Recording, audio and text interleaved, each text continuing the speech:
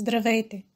Железният светилник е първи от 4 романа на Димитър Талев за съдбата на рода Главушеви и борбите на българите в град Преспа за църковна и политическа независимост. Кои са най-важните моменти от сюжета на книгата? Железният светилник започва с това, че току-що е отминала голямата чума през 1833 година. На свечеряване младият, силен селянин Стоян Глушев излиза да прибере воловете. С него е вярното му куче. Когато минава край къщата на Махмуд бей, Стоян вижда, че там има хора. Изведнъж на пътя изкачат кучетата на бея. За да защити своето куче, Стоян с голи ръце удушава една от хрътките на турчина. Уплашен, че ще го заловят, 20-годишният мъж решава да избяга в близкия град Преспа. Там в началото има късмет и помага ден-два на различни хора срещу храна, но става студено. Той е изгонен от хана, защото няма с какво да плати, лута се по улиците. Както се скита отчаян, една врата се отваря и някаква жена го повиква по име. Той влиза в двора. Има дърва за цепене. Стоян свършва работата и моли жената, която е не съвсем млада, да остане да преспи в хамбара. Тя му разрешава. Жената е Хаджи Серафимовата внучка Султана, последна наследница на богат, но обеднял род. Тя живее с баба си в голяма къща, която е почнала да се руши в единия край. Името на Стоян е улучила случайно, защото смята, че повечето селяни се казват така. Султана оставя Стоян да спи в хамбара в двора им, дава му черга да се завива. Той остава там и се намира работа в казанджийски дюкян в чаршията. В града започват да говорят за тях, че живеят в грях. Султана е вече на 25 години, отдавна е преминала възрастта да се омъжи. Тя харесва силата и крутостта на Стоян.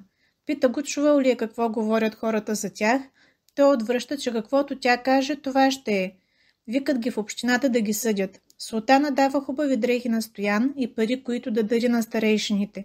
Там той съобщава, че ще се оженят и поп Данаил ги венчава след Великден. Двамата живеят в разбирателство. Първото им дете е момиче, но умира. Султана казва на Стоян кога да иска увеличение на заплатата и след време му дава последните останали жълтици от наследството си, за да отвори свой дюкян и да се отдели от майстор Кочо. Това предизвиква завист и злоба у преспанци. Стария майстор Кочо го подкрепя. На него е кръстено второто дете на Султана и Стоян и момчето е с баща си, когато отива да отвори за първи ден новия си дюкян. Освен Кочо, те са създали още един син, Лазар, както и 3 дъщери, Манда, Нона и Катерина.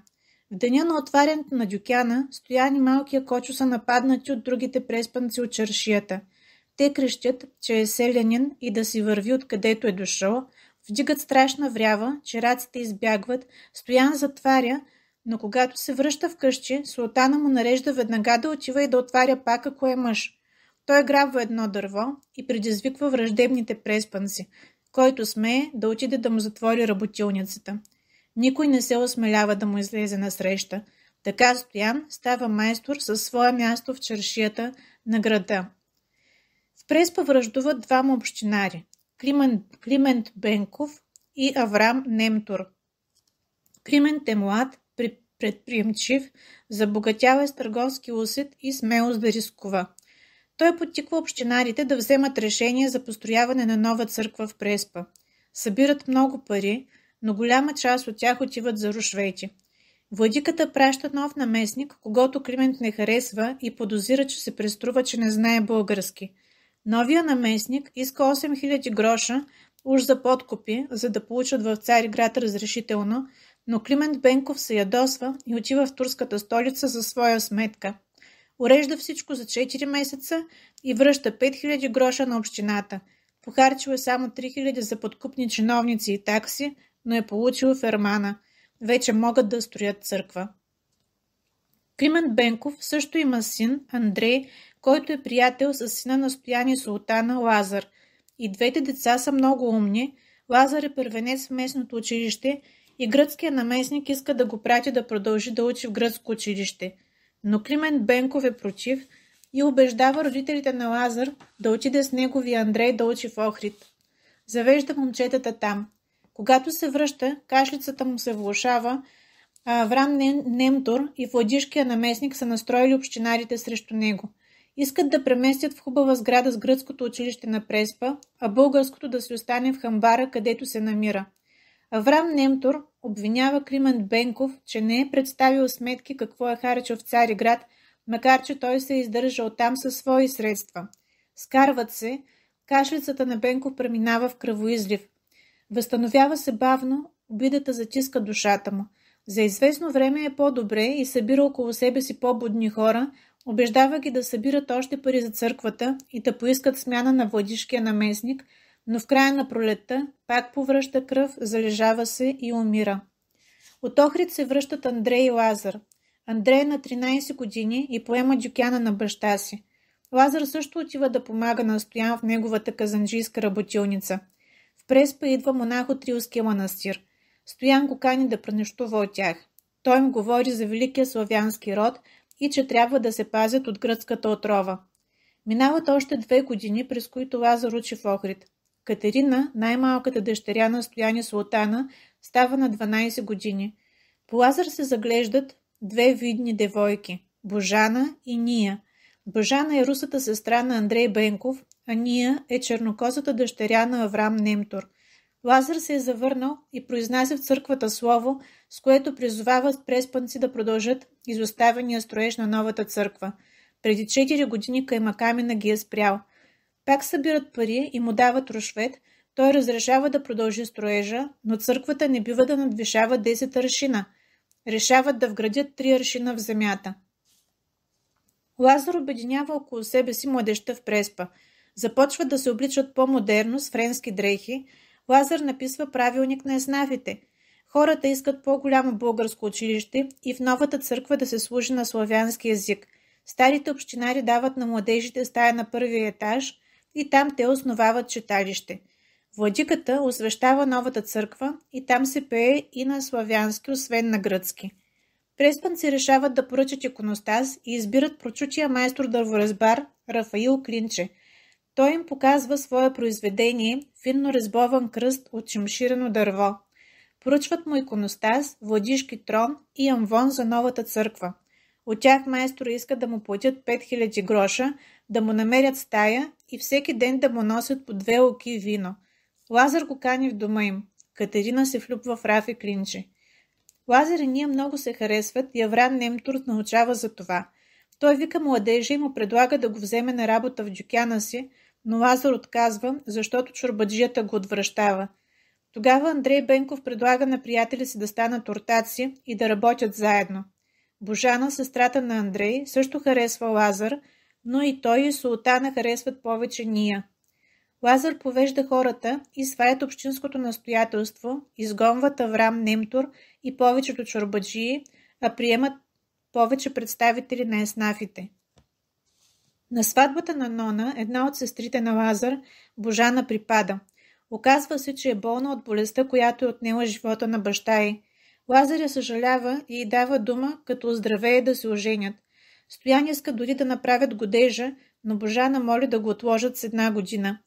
В същото време Султана се среща с Ния и я склонява да каже на баща си, че Лазар е нейния избраник и други го не иска.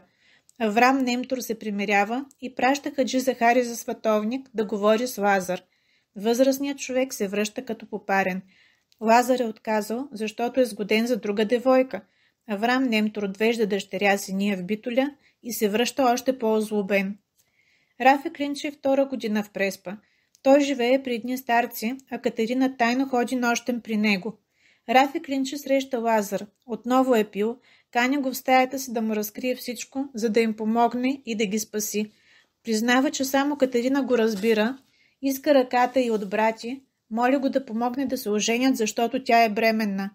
Лазар му казва, че трябва да ги оженят, но да спрат да се виждат до тогава. Султана не иска и да чуе да даде дъщеря си на такъв мъж. В гнева си ги проклина да ги накажат Господ и Богородица. Решава да убие бебето със смъртен риск за Катерина. Говори с нея, обещава да ги ожени, но Катерина трябва да плати греха си с живота на първото си дете. Същата сутрин умира Божана, получила е фатален белодробен кръвоизлив. Султана намира от една туркиня билки, които предизвикват аборт. Катерина изпива отварата. Иска да доведат Рафа, ако стане нещо с нея. През нощта помята, а султана заравя бебето в градината. На сутринта дъщеря й продължава да губи кръв. Султана опитва да я спаси с друга билка от туркинята, но нищо не помага и надвечер Катерина умира. Последното й желание е да види Рафи Клинче, но то не е изпълнено от майка й. На Великден хората, поведени от Лазар и Андрея, масово протестират, че не искат вече да слушат гръцка служба в църквата. Лазар сам запява на славянски и така продължава богослужението до края. Идват за птиета и го отвеждат в конака, а църквата затварят. Докато е задържан Лазар, всеки ден ходят делегации от еснафите с искане да го освободят. Накрая го пускат. Гръцкият наместник на владиката се наговаря с Аврам Немтур да убият Лазар. Избират един турчин, Али, който се е заглеждал по ния. Всеки дава по 10 жълтици, но Аврам Немтур му дава само 5, а останалите като свърши поръчката. Али причаква Лазар и го прострелва в гърба. На помощ му се притичва единствено Стойна Нунева, една едра мома влюбена в Лазар. Тя попречва на турчина да стреля втори път. Никой не излиза на виковите й за помощ. Стойна успява да го отведе до дома му. Цяла преспа се вдига и с викове убиец прогонва владишкия наместник, защото всички са убедени, че той е поръчал убийството на Лазар. Аврам Немтур предвидливо е напуснал града. 12 дни Лазар е между живота и смъртта. Куршума е пробил вдясно белия му дроб и е излязъл отпред. След смъртта на Катерина, султана се е стопила, Стоян е станал много набожен, Рафи Клинче е изчезнал за 1 месец, но се е върнал и усилено работи над иконостаса. Спрял е да пие. Аврам Немтур се връща. Бащата на Али отива да иска останалите пари, но получава само още 5 лири, защото Лазар е оживял. Вечерта някой запалва дюкяна на Аврам Немтур и цялата чаршия пламва. Чорбаджията получава удар, отнасят го вкъщи. Там втори удар парализира дясната му страна и той не може да говори. Цялото му богатство е изгоряло.